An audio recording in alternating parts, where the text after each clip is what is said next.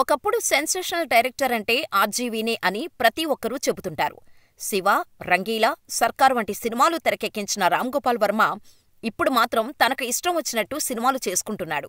అంతేకాదు, ఇష్టమైతే సినిమా చూడండి, లేదంటే లేదు అని కాంట్రవర్సీ చేస్తూనే ఉంటాడు. మళ్లీ ఒకప్పటి ఆర్జీవీని చూడాలని ఆయన అభిమానులు భావిస్తున్నారు. కానీ అది సాధ్యమయ్యే పని కాదు.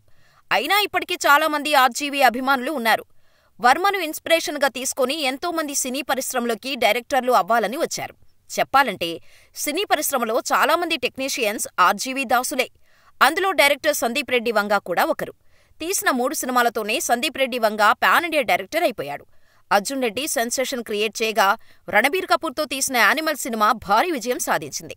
అయితే తాజాగా జరిగిన ఐఫా వేడుకల్లో Animal cinema best film, best supporting actor, best negative role, best music, best lyrics, best editing, best sound design విభాగాల్లో అవార్డులను గెలుచుకుంది. అయితే యానిమల్ సినిమాకు సందీప్ రెడ్డినే ఎడిటర్ కావటంతో బెస్ట్ ఎడిటింగ్ అవార్డు ఆయనే అందుకున్నాడు.